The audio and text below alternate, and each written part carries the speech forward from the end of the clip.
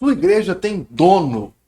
Isso mesmo. Não estou falando que Deus é o dono da igreja, nem que Jesus é o dono da igreja. Estou falando de proprietários humanos que pelo menos acham que são donos de igreja. Se você é um dono de igreja, você não vai gostar desse vídeo. Então já para de assistir logo agora. Pessoal, existem pessoas que estão há muito tempo em uma congregação, muitas vezes estavam lá quando fundou. Tem famílias que receberam as pessoas nas suas casas, em um grupo familiar, um grupo de oração. Tem gente que chama de ponto de pregação. E dali acabou surgindo a igreja. Então, um tempo depois, os irmãos se reuniram, construíram um lugar, um templo, e levou a igreja para aquele novo lugar, tirando da casa da pessoa. E tem também aqueles que chegaram, estava lá só o missionário, só o pastor local, começaram a ajudar, a igreja cresceu e estão lá eles sendo os mais antigos da congregação. Pessoal, tem gente que quando está nessa condição, ele acha que é o dono da igreja. Acha que porque a congregação começou na casa dele, ou começou com boa parte dos esforços daquela pessoa, ou da família, aquela família é literalmente dona da igreja. Pode dar palpite em quem é o pastor, a pastora, em quem serão os líderes de departamentos e o que eles devem ou não fazer. E essas pessoas estão ali e se acham realmente donas daquilo. Como se a igreja pudesse ser da propriedade de alguém, senão de Cristo, sob liderança dos seus pastores, que são colocados ali naquele lugar. Tem um outro tipo de dono de igreja também, que são aqueles que têm um pouco mais de dinheiro. Então acaba que muitas vezes eles doam os bancos, a reforma, doou o telhado, ajudou a comprar o lote. E essas pessoas também passam a se comportar como se fossem donas daquele lugar. Donas.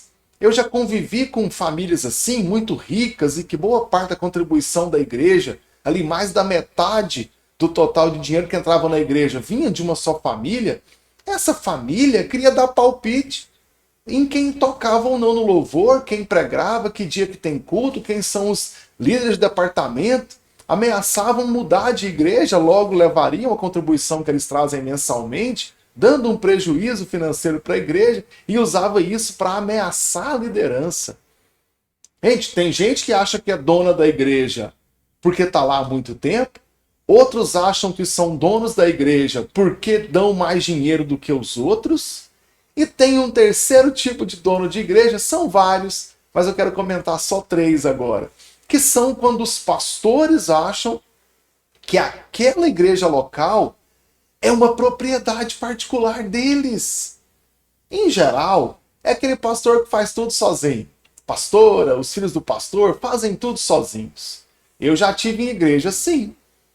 Pastor é o líder da igreja, a esposa dele, líder de senhoras, o filho mais velho, líder do louvor, o filho do meio, líder de jovens, a filha mais moça, de líder de adolescentes e de crianças, e ninguém faz mais nada na igreja, senão a família dos donos da igreja, que nesse meu terceiro exemplo aqui é a família pastoral, são os pastores que estão naquela igreja.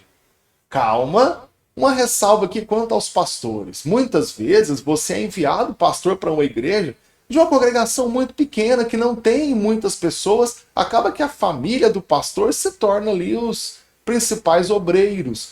Isso às vezes acontece. Não tem músico. Lá o filho do pastor sabe tocar violão, então ele passa a liderar o louvor. Não tem um grupo de irmãs e acaba que a esposa do pastor, que nós chamamos carinhosamente de pastora, muitas vezes acaba liderando ali. Só que conforme outras pessoas chegam e começa a crescer a congregação, ainda continuam sendo a família do pastor que lidera todos os cargos. E muitas vezes, nesse caso negativo da família do pastor que domina todas as funções da igreja, é que passa a reprimir aqueles que chegam. Eu conheci uma família assim.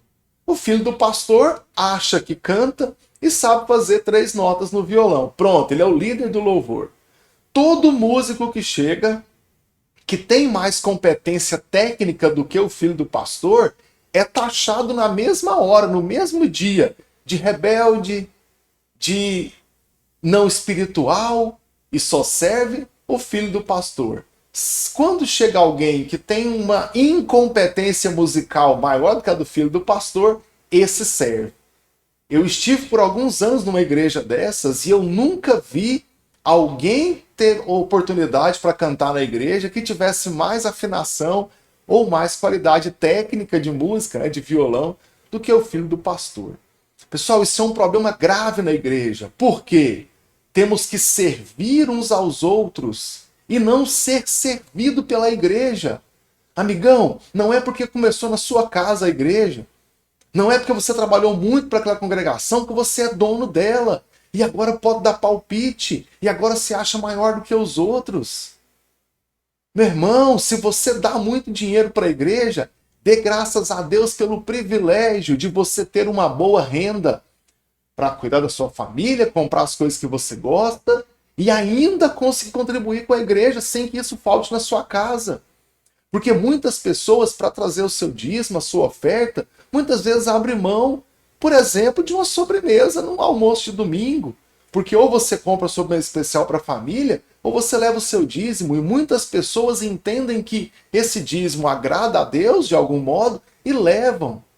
Eu creio que Deus recompensa, mas naquele momento teve que abrir mão. Se você tem o privilégio de fazer uma boa contribuição para a igreja sem que isso atrapalhe a finança da sua casa, dê glória a Deus por isso. Mas lembra que é Deus quem te dá todas as coisas e Deus não te deu essa condição financeira para você ir lá e humilhar os demais irmãos e achar que é dono da igreja e achar que pode dar palpite. Você, pastor, não é dono da igreja. Você não pode deter todos os cargos. Você não é pastor da igreja para ter um certo nepotismo gospel na igreja, onde só os seus parentes, só seus filhos, seus sobrinhos, sua esposa detêm os departamentos da igreja. O seu papel de pastor literalmente pastorear, é apacentar, é cuidar daquelas pessoas, é ensinar os demais e promover uma liderança. Até para você se dar o luxo de tirar uma semana de férias, de poder ir numa festa de família e deixar a igreja na mão de outra pessoa que possa cuidar. Mas você só vai conseguir isso se tiver uma liderança. E pastor, se nenhum dos argumentos que eu usei até agora te convenceu, se convença de que não vai crescer uma igreja em que você não dá oportunidade para as pessoas. Porque eles vão para outra congregação e lá terão espaço. E lá vão adorar a Deus. Oh, mas o certo é adorar a Deus sem olhar o cargo. Então você não olha para o seu cargo e deixa o outro fazer. É muito fácil apontar o dedo. Mas é muito difícil quando você tem o dedo apontado. Ninguém tem coragem de falar, mas aqui no YouTube é fácil, porque eu falo genericamente. Se a carapuça está doendo, pastor, curte o vídeo, se inscreve no canal e se converta. Seja um pastor que pastoreia de coração e não por ego inflado para humilhar as pessoas por isso. Do mesmo jeito que aquele dizimista lá que tem uma oferta grande e acha que é dono da igreja por causa disso. Do mesmo jeito daquele que construiu a igreja e acha que é dono por causa disso. Nós temos o privilégio de servir a Deus na casa dele. Mas isso não é para nós, nem é para que eu pense que a igreja é minha. Eu não sou dono da igreja, sou um simples servo do Senhor. E pensa uma coisa, do mesmo jeito que Deus te colocou naquela igreja, Deus pode tirar. E se Deus decidir tirar de uma forma dolorosa, foi você quem plantou isso. Porque foi você que amou mais ao seu ego do que aquela igreja local que Deus te deu para cuidar. Então pensa nisso, faça com amor, com humildade e, acima de tudo, a igreja é do Senhor Jesus, não é sua.